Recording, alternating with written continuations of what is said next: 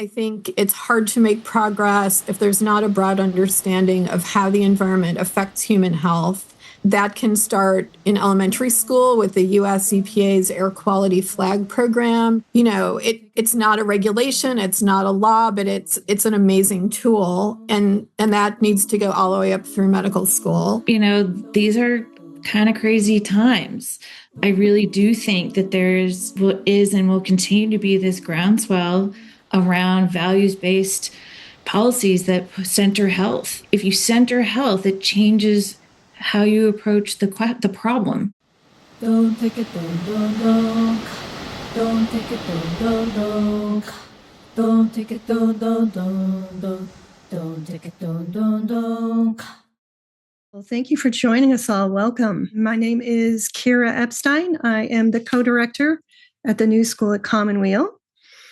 And today's conversation is the next in our Che Cafe series, co-presented with Commonweal's Collaborative for Health and Environment, or Che. We have a good list of co-presented conversations now about environmental and public health topics, and we encourage you to go to the New School website and the Che website and media sites to find them. Today, we welcome Susan Kaplan and Sarah Dahl, along with Che Director Kristin Schafer, our host, in a conversation about our state's roles in environmental health policy, with a focus on Susan's new book, A Healthy Union, How States Can Lead on Environmental Health. For those of you who haven't been with us before, the New School is Commonweal's learning community and podcast. We explore ways to build more resilience and better stewardship for body, soul, community, and the earth. We produce our conversations. We make them available for many thousands of listeners on YouTube and your favorite podcast media sites. We've been doing this since 2007, and we have more than 300 podcasts now available in our library. And now, Susan Kaplan, Sarah Dahl, and host Kristin Schafer. Welcome to the New School at Commonweal. And welcome, everyone. Thank you so much for joining us today. As Kira mentioned, I'm the director of the Collaborative for Health and Environment, or CHE, and you can find out more about our work on environmental health at healthandenvironment.org. We're always excited to collaborate with the New School on these conversations, and we're very excited about today's conversation in particular. Before I introduce our speakers, I want to share just a few thoughts on the topic, on why state leadership on environmental health is particularly timely and important right now. To start with the basics, we want to be clear that the term environmental health refers to how people's health is impacted by the environment around them. So this discussion will be focusing on measures that have been taken or can be taken at the state level to make people healthier. It's also important to recognize that this is a thoroughly bipartisan issue. Across the political spectrum, people recognize the value of clean air, clean water, healthy homes and schools. And there's widespread agreement that polluting industries should not have free rein to damage our health. So today's discussion and Susan's book are especially important right now as federal safeguards continue to be weakened, creating more gaps in the environmental health and the protection of our health that states are well positioned to fill. So I'm really excited to dive into this timely conversation. And now I'd like to introduce today's guests. Susan Kaplan is an environmental health lawyer, professor, and writer. She has held policy positions in federal and state government, served as an assistant director of an energy policy group at Harvard University's Kennedy School, and taught environmental health policy in the public health programs of the University of Illinois Chicago and Northwestern University. Her writing has appeared in the Washington Post, Boston Globe, Christian Science Monitor, and other outlets. Sarah Dahl is the national director of the Safer States Alliance. Sarah has over 20 years of experience in managing successful environmental health campaigns using her unique strategic and collaboration skills to secure policy protections and market transformations that reduce the threat of harmful chemicals in our daily lives. Prior to working at Safer States, Sarah worked for the Oregon Environmental Council at the City of Portland and on Capitol Hill. So a very warm welcome to you both. And Susan, I'd like to ask you to kick off our discussion with a brief reading from your book. Thanks. I'm going to start by reading from the introduction of my book. In many parts of this country, a child could go to gym class on a typical Monday and play soccer on a field that was sprayed over the weekend with 2,4-D, a weed killer that was a component of Agent Orange and has been investigated as possibly causing cancer. Or the school grounds may have been treated with a lower toxicity herbicide or with safe, non-toxic products and practices. Which of these scenarios applies depends largely on the laws of the child's state of residence, because federal law provides only bare bones protection. State policies can affect community members' exposure to air pollution and to toxic chemicals like PFAS. And that's, as I think many of you know, a group of synthetic substances that are added to items to make them oil, stain or water resistant, and flame retardants, and even whether a product label must list these toxic chemicals. While states can be valuable laboratories of innovation, major differences in environmental health laws contribute to inequities in pollution exposures, and data suggests health outcomes as well. Thank you for that reading. And that it gives us a little bit of a flavor, but wanted to ask you, what else would you like to share about the overall focus of your book before we dive into some of the details? Sure. Yeah, thanks for asking that. I think one big takeaway that came from writing the book was that the limitations of federal protections, federal environmental health protections, don't just date from the last year or the last 5 or 10 years. They actually go back quite a bit in time. And I wasn't aware of that history, but learning about it was one of the most interesting parts of writing the book for me. And at the same time, there are a number of very powerful state success stories that also go back decades. The Massachusetts Toxic Use Reduction Act was enacted in 1989. Texas's school pesticide law requiring integrated pest management in all schools in Texas when it was enacted in 1991. And both of those laws have been extensively analyzed. And so there's a great deal of information regarding current state success stories. There's no need to reinvent the wheel. And I think that's a cause for great optimism. Great. Yeah, thank you. And we'll be diving into some of those examples in a little more detail. But Sarah, I want to invite you to, before we jump into the discussion, to share a little bit about Safer States and what your focus is and the work you do there. So thank you for this opportunity. Thank you, Kristin and Susan. It's an honor to be on the stage with you. So Safer States is a state-led national alliance of state and local and national allies working to ensure health comes first, particularly in chemicals and plastics policy. So we focus on prevention, stopping harm from toxic chemicals and plastics before it reaches people, and accelerating those safer solutions that work actually in the real world, not just theoretically. We originally actually came together around federal chemical policy reform. And when that reform delivered only limited protections, partially because it was built on a crumbly base, it was really the state stepping forward, not really as a backup plan, but really as the front line for driving environmental health. And so I think one of the important things is the way we think about it is states matter not just as policy innovators, but actual drivers of national change. And because we live in a national marketplace, when states act, companies often respond far beyond that one state. A policy in one place can shape supply chains everywhere, which creates momentum for safer products, business innovation, while still laying the groundwork for national solutions. So states are really not waiting rooms for federal action, but they really are shaping markets and creating those actual health protections now. Building that momentum at the national level. Yeah, interesting. Great. Thanks, Sarah. Really glad to have you here. So Susan, you mentioned a couple of examples in your introductory remarks there. Do you want to, what's your favorite example that you discovered in your research of like effective state action that you'd like to lift up and describe for us? it would be hard to pick a favorite because I love case studies in my book. I think one that I never heard of before researching the book that I really love is the New York State clinics. And so Dr. Philip Landrigan, who many of you know, was a physician at Mount Sinai Hospital in New York City in the 1980s. There was an occupational safety and health clinic operating there one afternoon a week. And he was seeing so many workplace injuries and illnesses that he thought certainly there's potential to expand what we're offering.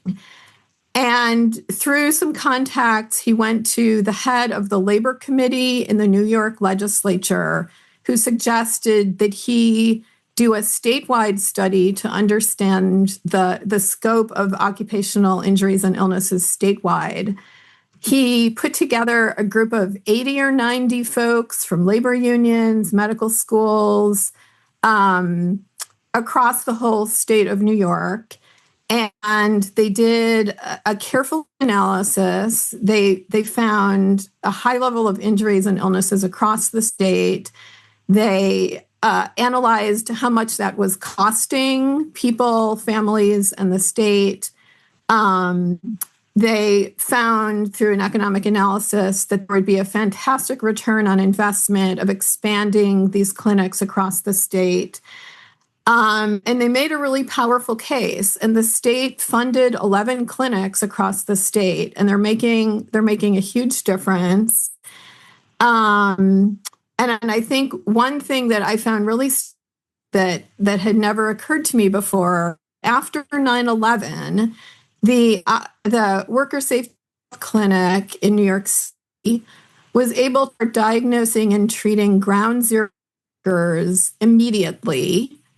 And there are now more than 20,000 of those workers in a registry where they're trying to understand exposures and illnesses of those first responders.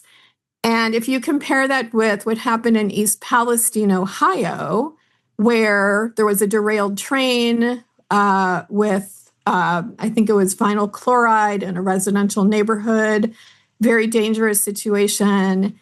And there were really no resources available at the time it happened to address those worker and residential exposures. So I think the New York State example is just fantastic. Yeah, thanks for lifting that up. One of the things that I also I found compelling about that example is that whole process you just described was then used again to develop a network of children's environmental health clinics across the state. So it's really a powerful story.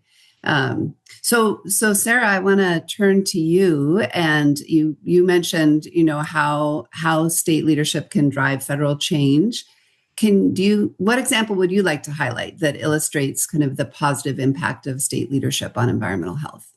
Well, similar to Susan, there's just a lot of examples to choose from. And I think my favorite one we're going to talk about on the next question.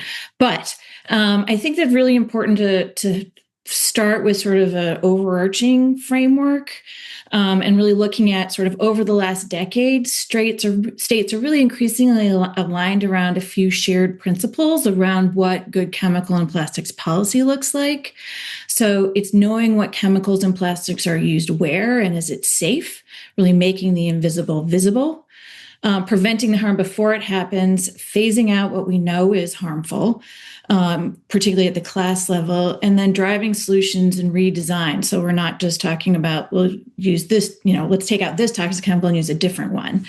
And then this final piece of ensuring that those who are responsible for making the mess are actually held accountable to clean it up and making those communities whole, because those communities are often highly impacted. And so I think that shared direction is part of what makes state leadership so powerful right now.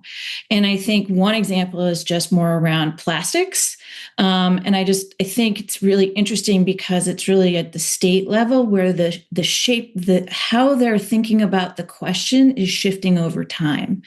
Because sort of early plastics policy was really about waste. How do we get the straw out of the turtle's nose? How do we manage it better so that it's not showing up in communities or the ocean? And that work really mattered, but it's not actually addressing the root of the problem. And as the science evolved and the partnerships with, academic institutions doing that science and public health agencies, that was evolving, and particularly around, the chemical toxic additives and the microplastics carrying those chemicals into our air, water, and food. States started treating plastic as a health issue, not just a waste issue. And if you're thinking about it through that lens, you can't manage your way to the problem. You actually have to shift and focus on preventing the harm upstream. How do we stop the problem from happening in the first place? And so today we're seeing more state action focused on reducing unnecessary use of plastic, phasing out hazardous plastics and additives, and supporting reuse and refill systems. And so I think the sort of key in that is really that health lens has really shifted state leadership in thinking about it, as well as something that Susan mentioned, which is the cost piece. Because if states and local jurisdictions are having to pay the costs of the management, they're going to look for other, holding those who have helped create that accountable for that, so that they can recover those costs. But at the same time, they're going to be like, let's move away from having to pay these costs in the first place. Turning off the tap. Yeah. And that financial incentive, like being able to really show the economic benefits of reducing exposures. It sounds like that was a key driver to the work in New York, and really powerful way to approach the question. So Susan, I want to step back for a minute to something you mentioned in your introduction, which I found your description of the sort of history at the federal level that has resulted in such a weak federal system for regulating environmental drivers of health harm. I found that description really compelling and interesting. So I wonder if you can dive in and share a little bit more about what you found in that research. Yeah, thanks. So this is the subject of the first part of my book, how environmental health protections at the federal level became so fragmented. And the history goes back to the early 1900s. It goes back to Teddy Roosevelt, who started the conservation movement and open space conservation. And the federal government started to take on a major role, for example, with establishment of the National Park Service. And there are many other examples. Public health focused on sanitation in cities, and it didn't become a broad-based movement. So it was more, not that it was any less important, but it was more kind of in pockets. And then again, moving up to the 1970s, we had establishment of the US EPA. We had passage of one environmental law after another, Clean Air Act, Clean Water Act, et cetera, many more. And an interesting thing happened during that period of the 1970s, sometimes referred to as the environmental decade. Some public health functions, such as protecting air and water quality, were actually moved from federal health agencies, and I think including at that time it was called Health, Education, and Welfare, moved to the EPA with a goal that environmental public health protections would be consolidated at the EPA. And instead, what happened was the public health component ended up becoming secondary to impacts on ecology. And so impacts on human health became more marginalized. And then we saw that often replicated at the state level. So you'll have environmental health in many ways living in state environmental agencies, but they may lack epidemiology expertise, toxicology expertise, et cetera. Then you have state public health agencies that do have that expertise, but they don't have the same amount of regulatory authority. They tend to have less funding than environmental agencies. And the health and environmental agencies don't necessarily talk to each other. So those are some structural issues. Again, going back many, many years.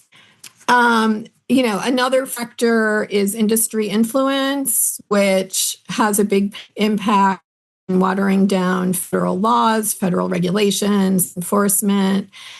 And then finally, after that environmental decade of the 1970s, starting in the 1980s, there was much more political polarization starting. So very different ideas about the proper role of government. Should it be involved in environmental health protections? Should it step out of the way and let the private sector, take on those functions? So I think those are a number of reasons that we find environmental health protections have been fragmented and inadequate for quite a long time. Yeah, thanks for that. What's interesting to me is how far back that history goes, the seeds of kind of that balkanized structure that separates out the environment and health in ways that really aren't helpful if you, to our current situation and to the fact that the environmental health is about protecting human health from environmental drivers. And so having more conversations of those things together makes more sense. Sarah, I wanted a two-part question for you. One, any reflections on that history that Susan shared based on your work at the state level over the years? And then also, I'm wondering if you could dive into the specific story that you mentioned earlier about Safer States' work on PFAS policies and how that's been an example of good policy spreading state to state and helping to move federal action forward as well. Yeah, I mean, I think the top reflection I have on what Susan said is, acknowledgement that makes, then trying to act harder because of the, diffusion. And you end up, because some of these issues are complicated, expertise over here, but it's not over here. You try to regulate, but it's, who actually is the body that is responsible? Then it becomes much harder to navigate, both at the state and the federal levels. And the other thing I think is we should rebrand. We are not environmental health, because people, when they hear those words together, immediately assume trees and fish. They don't assume what we're talking about is the health of people, and trees and fish. So, we need to do something that flips that understanding and that of how we talk about it, so that it's more understandable to particularly those who are not deeply embedded in it. So the other thing I wanted to talk about was the PFAS. And for those of you who don't know what PFAS is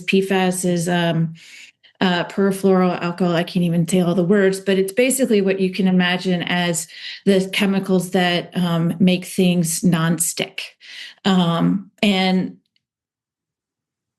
it did not emerge as a single issue crisis. It surfaced around the same time as a drinking water crisis in certain places, or contamination from end of pipe use. It was a farmland crisis because sludge was being spread that contained PFAS over years on farms and contaminating those farms. And so but farmers were finding out this is in the milk, it's in the cows, and having to put whole herds down. And firefighters, it was a constituent in firefighting foam. And so firefighters' worker exposure were like, wait a minute, this is in the foam, we're being exposed to it.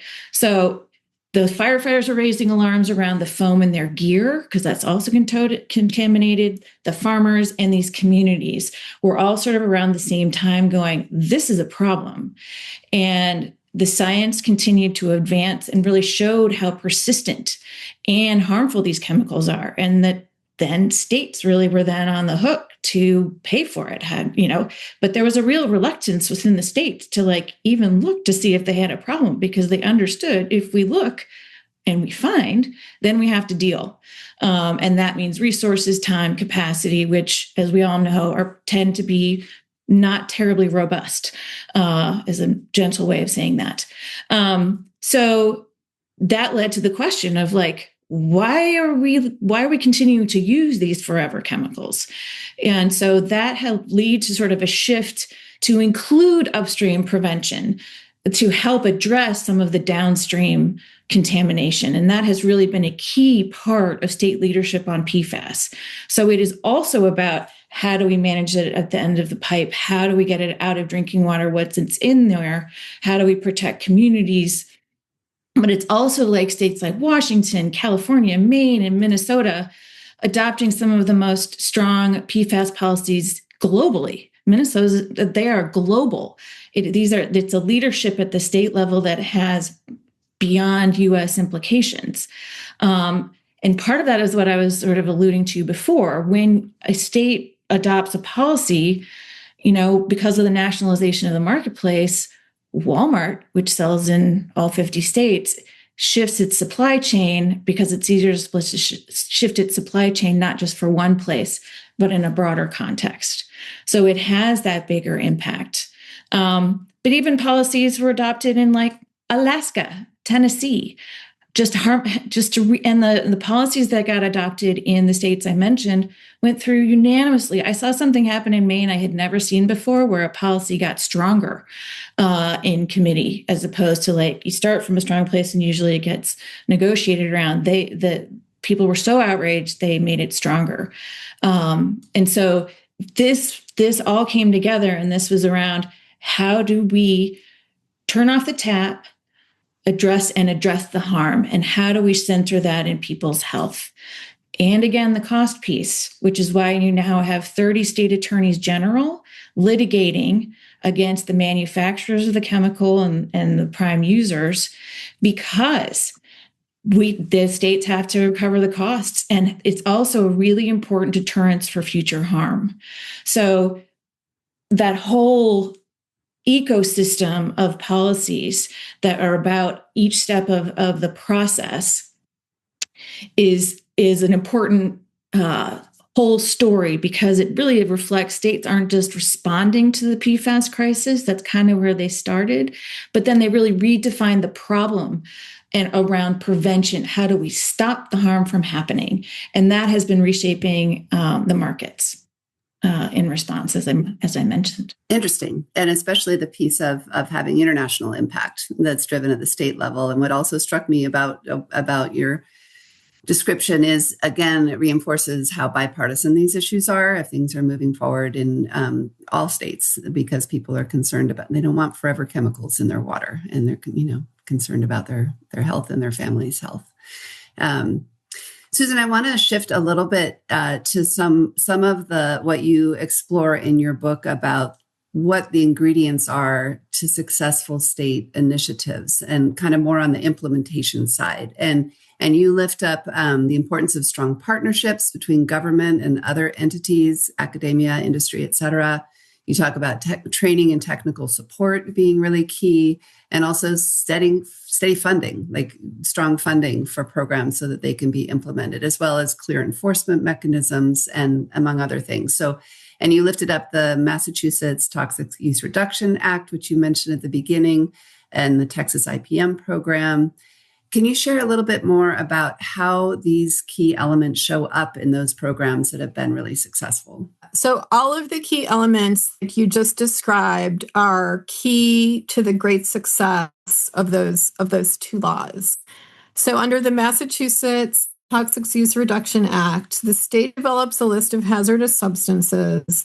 Companies that manufacture or use those substances at a certain amount above a certain level are required to carry out toxic use reduction planning, which means analyzing potential changes in products or processes to reduce the use of those toxic chemicals. And this is a partnership among a number of state agencies, including the Department of Environmental Protection, the Office of Technical Assistance, which makes in-person visits to companies that are engaged in this process of toxic use reduction planning, They go and they go in person and they work with companies, they work with factories. And when they make a visit to a company for this purpose, the company is ensured confidentiality. So the company doesn't have to worry that if the OTA staff come and happen to see a violation, that will be reported. So they have no worries about that. It's all confidential. And then another partner, and this is very unique, is the Toxics Use Reduction Institute at the University of Massachusetts Lowell, which was set up specifically for implementation of this law. And so they just do a whole menu of activities to provide information, technical assistance, analysis, all sorts of case studies, analyses to understand what impediments companies have encountered and addressed in this process, costs and return on investment. And they even have a laboratory for testing potential safer substitutes for toxic chemicals. And then industry is also the third branch, kind of the third partner, because they have the on-the-ground, everyday understanding of their processes and potential for making changes.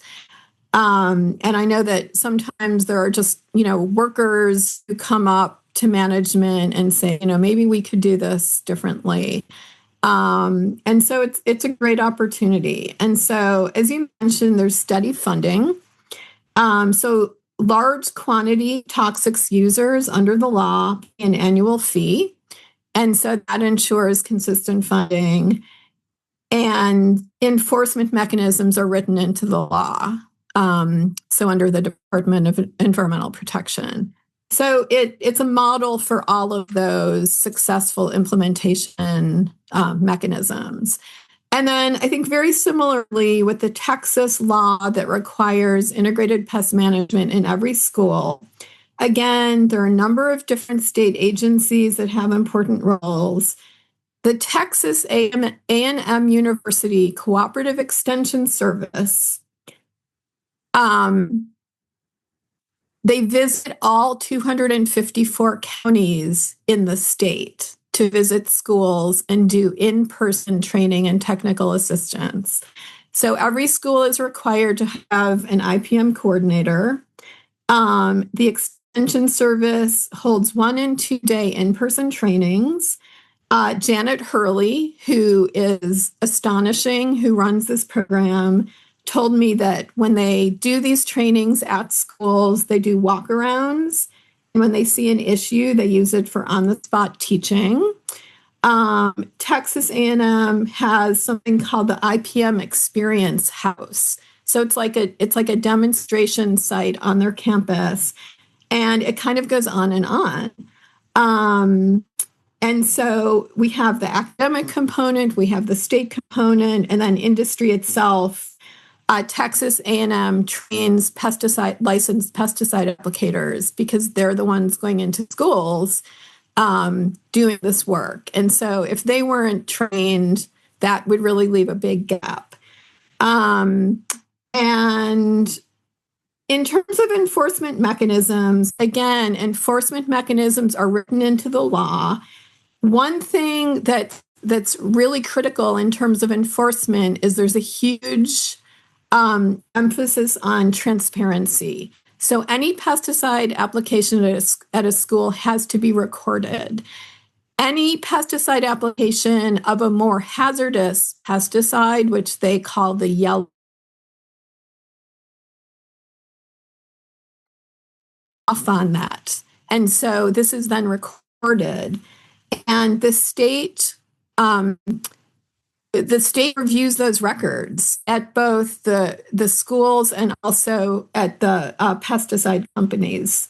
So that's the involvement of the industry. So again, we see these 3 different legs, 3 different roles. And then again, in terms of funding, it's funded by grants and by charges for the required training workshops. And that is consistent funding, and this program has remained consistently funded and it stands as a national model. Thanks for diving into those nuts and bolts kind of details of what, some of the pieces of these case studies that we can learn from and build on. I do want to mention my colleague, Dr. Rachel Massey, worked for many years at TURI, the Toxic Use Reduction Institute. And so we definitely am familiar with all of those resources and how important that is to progress in Massachusetts. I wanted to toss it to you, Sarah, as you're in your kind of position of working to craft policies that can be implemented well. Are there pieces of those case studies that resonated with you? Are there other things that you all think about as you're kind of trying to build those policies that can be strong and implementable at the state level? Yeah, I think, Susan hit on sort of the core pieces as well as sort of part of the architecture we're talking about, which is transparency. And it's sort of that's sort of a really key piece of the whole puzzle because it really reinforces accountability, but also knowing where the problem is and what it looks like so that you can actually address it. And so that's an important component. The other thing that I think is notable about the two examples is the resources. I think it's really challenging now. Some of the most successful states are the ones that have dedicated resources for their program. So Washington State, for example, has dedicated resources through a hazardous substances fee that funds the state's ability to address toxic chemicals. And so they have a program right now under their state products for Washington law that does the similar stuff to what TURI does, which is to evaluate the uses, identify safer solutions or alternatives. So alternatives doesn't necessarily mean one-for-one chemicals. It could be process difference, making it differently. Do you actually need the chemistry in order to have the function? So asking some of those really important questions. And they have the capacity to support that kind of a program. Minnesota's law on PFAS, again, that global one that is much bigger, that is more like it asks that question as a fundamental piece of it, is this actually necessary? And if it's not, or for health and safety, then okay. But if it's not, how do we move away from it? And they dedicated $10 million up front in the agency to try to figure out, well, how do we do that? Because for most places, some of the key parts of successful policy are that someone else has done it first. Because the way it really works out is there are leadership states, and then there are states who are like, oh, they figured it out. They've dealt with some of the implementation things that we don't actually have the capacity to figure out. Let's take it now and fit it to our state's context, and be able to lean into what other states have done or learned. I think the other things that are critical to sort of successful policy is that it's grounded in values, not, we're going to get rid of this or that, but it's more like nobody wants chemicals or plastics in their food or their water or their homes or communities. Like that's a value. No one is going to argue with that. People want to know what is in their food, what is in their water, that's a value base as opposed to we need to know what's in. It's more like people want that. So what states are doing is are responding to what communities want and are asking for. I think the usually you have to have safer solutions or alternative identified. States are reluctant to regulate if there's not a clear path of where to go. And so that is, again, part of that partnership with the innovation community. And there's tools like Chem Forward and Clean Production Action and TURI who are helping develop out that side of the equation of like, here are roadmaps. Here's how you can figure out what's in your process and products. Here's how you can think about that systemically and then go down this path. So as those resources become more and more available, and businesses feel the pressure to adopt them, you create more space for both other states to act, as well as, again, the market to shift, which creates more sort of it's this very organic space. Mm-hmm. Building momentum in the right direction. Yeah, interesting. Well, we have time for a couple more questions before we open up for Q&A. Susan, I wanted to go back to you about one of the points you make clearly in the book is that these effective creative efforts to protect human health and the environment are found in many states, and they're not limited to so-called blue, purple, or red states. It's across the board. Can you share a little more about your observations on this, about what you found in your research? Yes. When I went looking for state environmental health policies, case studies for the book, I found them all across the country and all across the political spectrum. And I thought that was just great news. Certainly there are some differences among states, depending on history, culture, what the main economic drivers of the state are, whether it's agriculture or, coal production, et cetera. I think, that makes a difference. So certainly there are differences. Sarah mentioned Minnesota many times, and there are certainly historical, cultural reasons that Minnesota often leads the way. One interesting difference I found between red and blue states, and I actually try not to use those terms, but it's kind of a helpful shorthand.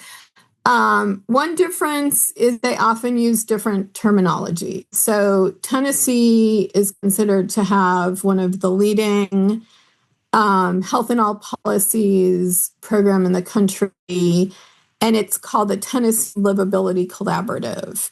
And it focuses on, greater livability with environmental health as a component of that.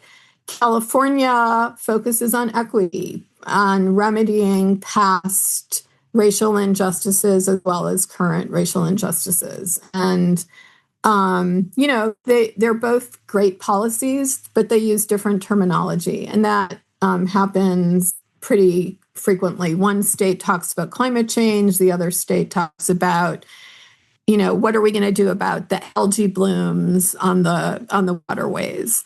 And I think that regardless of the terminology used, all of those policies can be successful. And then another difference I found is that red states more often develop policies that have goals or incentives rather than mandates. Blue states are more likely to have mandates. Again, both types can be successful. I have examples in my book of both types that are successful, and I'm not sure one is necessarily preferable to the other, but I was just very pleased to find successful policies again across the political spectrum, even when they vary in terms of, mandates versus something like a tax incentive. Interesting.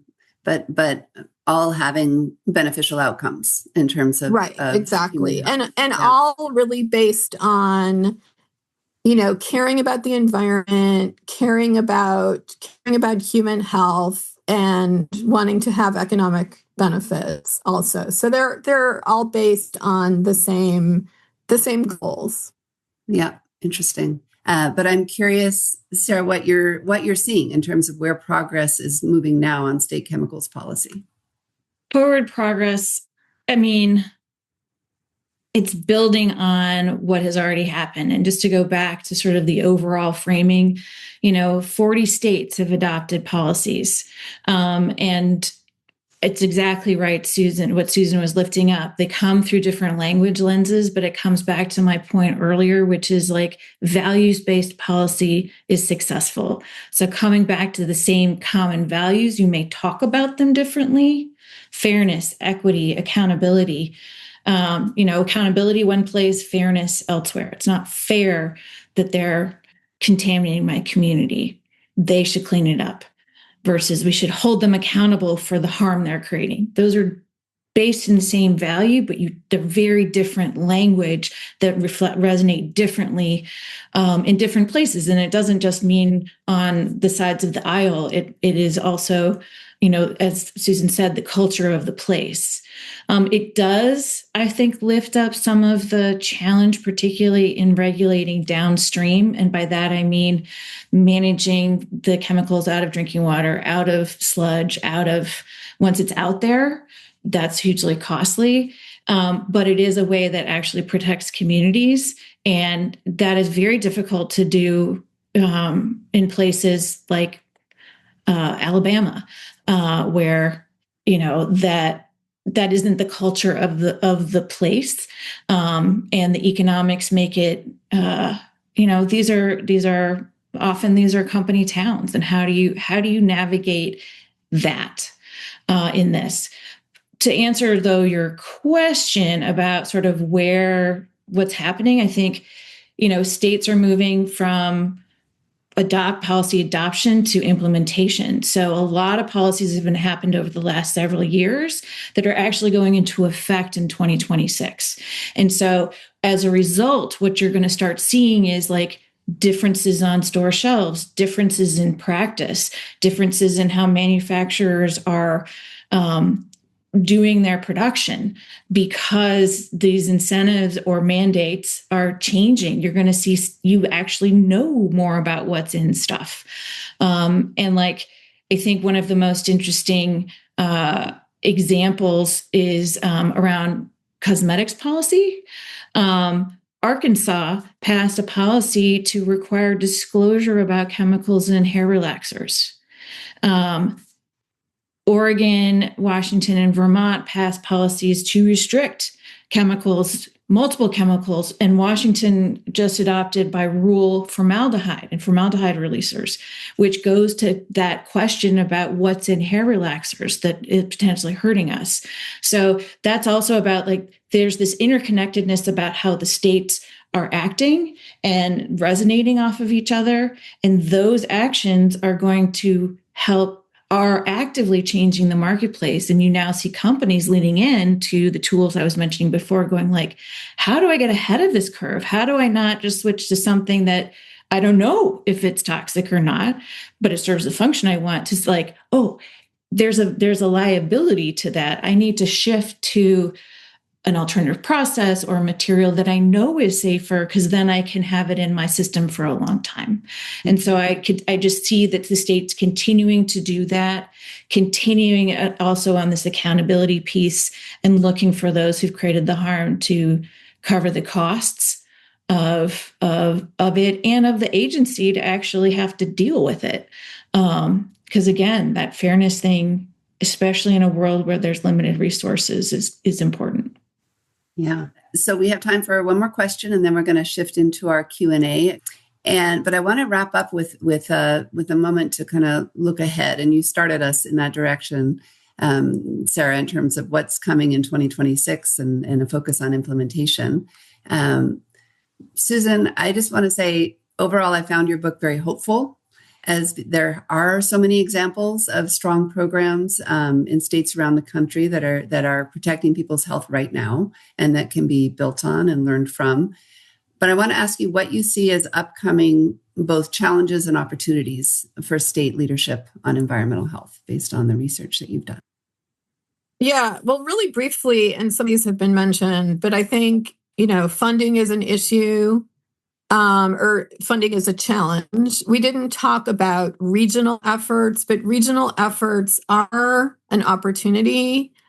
And in the regional case studies in my book, it's been clear that when states share resources and knowledge, that leads to greater efficiencies. So that's one opportunity for addressing the challenge of reduced funding and reduced resources.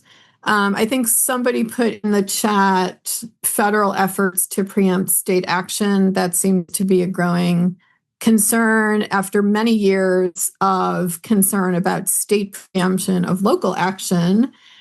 And then, I think what Sarah was saying, states that are further behind will need to catch up. And so I think, the opportunity for that is that there's still federal guidance that even if federal regulations are getting weaker, the state best practice policies and all the analysis of them and all the knowledge we have, as well as organizations that offer guidance like Safer States. So I think, for every challenge, there's also an opportunity to make progress. I appreciate that framing. And yeah, Sarah, I'd love to have you. I know you're tracking the preemption threat really closely. So speak to that and then, but also talk about what are the opportunities as you look ahead.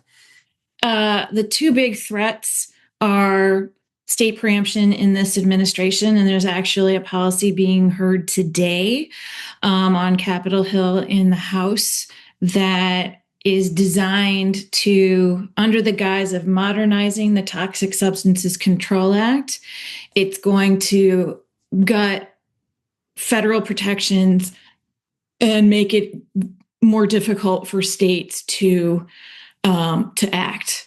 And they're not going at preemption directly, they're going at it from the side, but the effect of adoption would be to undermine states' ability to act. And that is just one threat. But that there is in this particularly this moment, a lot of pressure to streamline rules and regulations and frankly, starve states. State budgets are not great, and they're uncertain because of the loss of federal pass-through resources. So states are literally in the position of having to decide, well, do we want to educate, disabled kids, or do we want to, regulate a chemical? So there's these starving of policy that I think is going to, not just in this space, but just sort of across the board. So it's really an opportunity to try to think about that. The other threat is industry continues to fight in the states. They're like, even over adopted policy, the big fights this last policy cycle was over cookware. I don't know if you all saw it, but it was like, these big chefs came out under the Sustainable Cookware Alliance saying, yes, we need to have Teflon in order for you to cook at home. And there are already alternatives. There's states, Minnesota's law is going into effect along with others. And we were trying to get another one adopted. But they're out there and they're trying to undo that, as well as, again, both at the state level, as what I mentioned at the federal level, change the laws under the guise of, well, we need this for climate, and weakening already adopted things. But it is hopeful. It is where we're actually leading. These values-based things are getting traction, and I think there is an opportunity, potentially even for particular resonance around the fairness accountability piece in the shorter term, and putting more responsibility on those who are creating messes in a way that helps create more of that upstream pressure. There are other places like what Susan mentioned, like the Interstate Chemicals Clearinghouse, which is where state agencies are working together and sharing solutions, as well as other sort of places for that. There is still really important academic research that is coming down. I mean, I tell you, the research on microplastics in particular, there is about to be a tsunami. And it has very similar parallels to sort of PFAS in that it makes it personal for everyone. It's really hard to be like, oh, the people who are downstream, that's bummer. But it's more like, no, this is your drinking water. This is your food. This is your air. It shifts the narrative in a way that helps us all better understand what the impacts are to our health of our environment.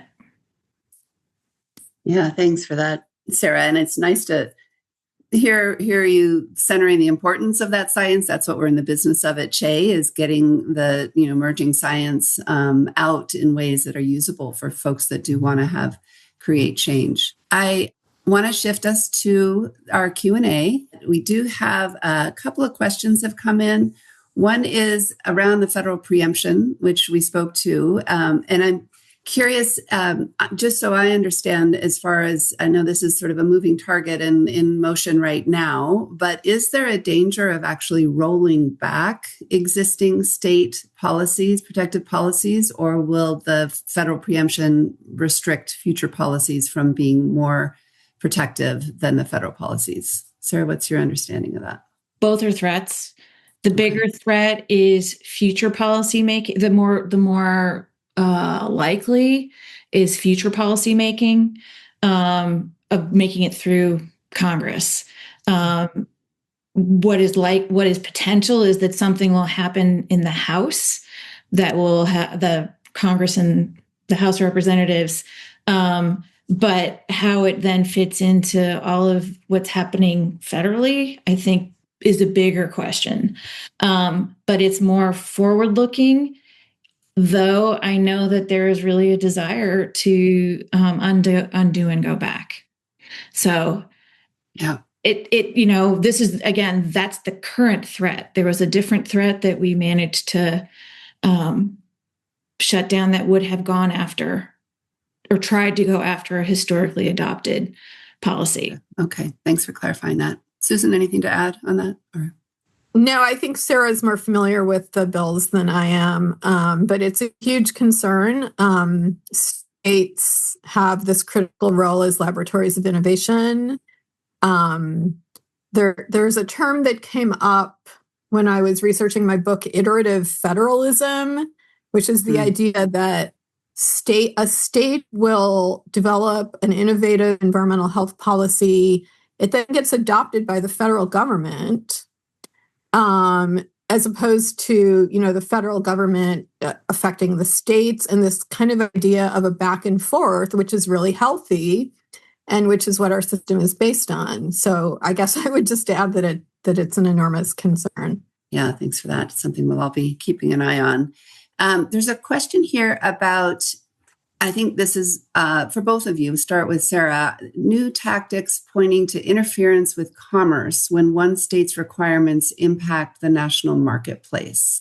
And Sarah, I know you spoke to the issue of kind of the marketplace change, the policies driving marketplace changes. Is this something you're seeing as an industry tactic to challenge that, or what would you say to that? It's been a threat for a while, and that this is sort of like we're in cycles. We're back to this is just part of the revamped lexicon on this isn't okay, this is not viable because of interstate commerce. We actually had this threat earlier before we're able to, shut it down. We're just back to it again, is what I would say. Mm-hmm. And I think we're back to it because we're in a different political environment. No, that makes sense. We mentioned the Interstate Chemicals Clearinghouse, but we didn't have a chance to dive in and talk about that. And there's also the Regional Greenhouse Gas Initiative. Those are two examples of kind of regional initiatives that have had positive impacts. Maybe, Susan, I'll ask you to talk about the RGGI, and then Sarah, you can talk a little bit about IC2. Susan? Yeah, so the Regional Greenhouse Gas Initiative has been in place for, I think, several decades, and it is a partnership of a number of northeastern and mid-Atlantic states that have joined forces to reduce CO2 emissions. And so it's a cap and trade system or structure. And so there's a regional cap that's decided on for CO2 emissions, and every emitter in the states that are members is required to purchase allowances for their emissions, and those are then sold in an auction. It's been very successful. It's reduced CO2 emissions significantly. The funds raised from the auction have again gone to clean energy development, helping low-income households pay their energy bills, energy efficiency programs. And I think the history is interesting. It was a bipartisan development. I think it was for primarily Republican governors and a minority of Democratic governors that developed this partnership. Some important components of its development were that the states had previously worked together on some other environmental health programs. They already had some working relationships. Even within each state, the environment and energy agencies were already working together. So we see kind of a health in all policies aspect to the success. And again, this is a program that's been analyzed extensively, and it's really clear that with these states being able to share resources, share knowledge, they have been able to achieve greater success than any one of them would have been able to on their own. And part of the reason is that the states that are members cover such a broad geographical area that it prevents that large membership helps to prevent what they call leakage, which is that someone at the auction would purchase dirty energy from a non-RGGI state that perhaps is a coal producer, and that leakage problem is reduced by the large membership. And so actually there are at least 2 other similar programs in the country. And so and we're clearly seeing regional partnerships develop in other areas as well. Vaccine policy during COVID with getting a hold of personal protective equipment. And so I think some of these regional solutions are on the upswing. Interesting. And one of the things that struck me about that story in your book was also that there's sort of a positive externality because it also reduces air pollution levels. Children's health outcomes are improved in the states that are part of that regional effort. And I thought that was an interesting piece as well. Right, absolutely. So part of what's been studied is the health benefits. And so reducing, or I should say averting, hundreds of heart attacks, asthma exacerbations, cases of low birth weight, et cetera, and the huge economic benefits of averting those health problems. Yeah, interesting. Sarah, do you want to share a little about the Safer States engagement with IC2 or how you see that as an important resource? Yeah, but I want to make one comment first. Yeah. Which is part of the reason why policies move is because actual costs are seen in state budgets. So part of the challenge of this is it's important to be able to tell the story of saved lives, less asthma cases, et cetera. However, that doesn't alone change or create enough momentum to get it across the finish line, because those aren't costs that are seen in a state budget. So legislators have a tendency to be like, unless they're already predisposed, they get caught in the economics of like, well, we need this business on the ground for whatever reason. And that has that direct costs piece is an important part of this. So telling the health story is critical and valuable, but it's a little bit separate from exactly the way state legislators are thinking about budgets, which is sort of the core of how they approach this. Again, that's not all. I'm just saying that is our experience in state houses. And again, just to reinforce that we need good science, needs to be grounded in, we need good health stories, and we need good, important pieces of that, but it's a part of a bigger story. It doesn't do it on its own, which I think is an important clarification. the Interstate Chemicals Clearinghouse is not quite what Susan was talking about. It doesn't have like, here's what we're aiming for with this threshold. It's more of a place where state agencies who are interested and or working on chemicals policy or plastics policy can talk amongst themselves to figure out like, oh, how are you guys incentivizing alternatives? What's the way to do that? Wait, is this incorporated into your procurement policy? Well, how are you doing that? What does that look like?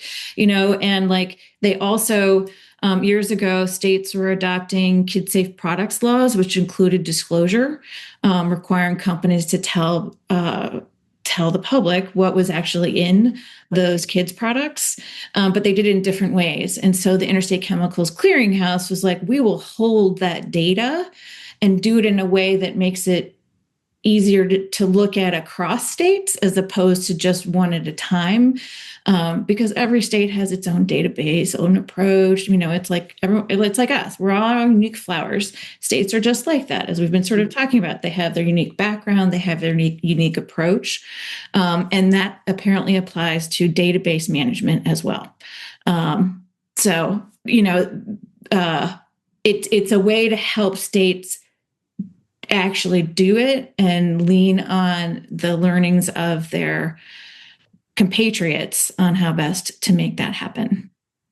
Interesting. Yeah, that sounds like a great, that sharing of information, really sounds like a useful and valuable space for that learning, that state to state learning that we've been talking about.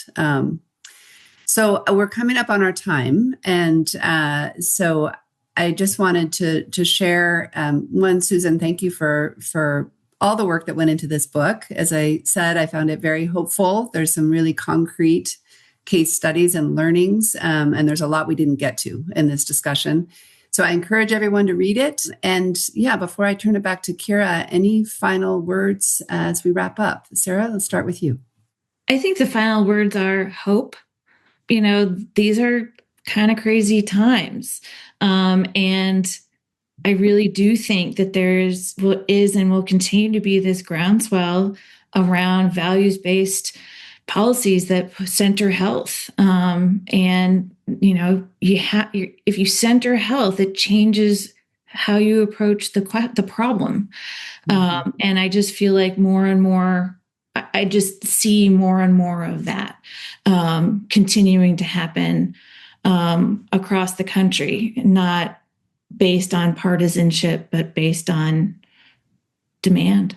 Thanks for that. Susan, final thoughts? Yeah, I think building on what Sarah just said, so a section of my book focuses on policy solutions that I think can help to move state environmental health policies forward. And one of them is environmental health education. I think it's hard to make progress if there's not a broad understanding of how the environment affects human health. That can start in elementary school with the US EPA's Air Quality Flag program to teach school children about air quality. That's something at US EPA that, it's not a regulation, it's not a law, but it's an amazing tool. And that needs to go all the way up through medical school. And there are some up and coming areas for me as a lawyer. Policy surveillance and legal epidemiology are two growing fields to understand how environmental health laws actually affect environmental health. It's happening at places like Temple University's Center for Public Health Law Research. So those are just, in terms of what Sarah said, I think hope, and I think taking a health lens. Those are some other ways to help move that forward. Great. Wonderful. Well, thank you so much to you both for being with us today and for all the important work you do. Really appreciate you both. And Kira, I'll hand it back to you. Thank you so much. Susan and Sarah, thank you for all the work you're doing. It is really inspiring. And we love to touch into what Che is doing and hear about these topics. Much appreciation for being here with us. And thanks to all of you who have joined us as well. Many of you are doing great work in these areas as well. It sounds like a lot of great work is being done in this area. We encourage you to read Susan's book, A Healthy Union. And again, the recordings of this conversation will be posted on the New School and the Che websites and our media sites. So thank you for joining us. We'll see you next time, everybody. Don't take it, don't. Don't take it, don't. Don't take it, don't. Don't take it, don't. Don't take it, don't. Don't take it, don't.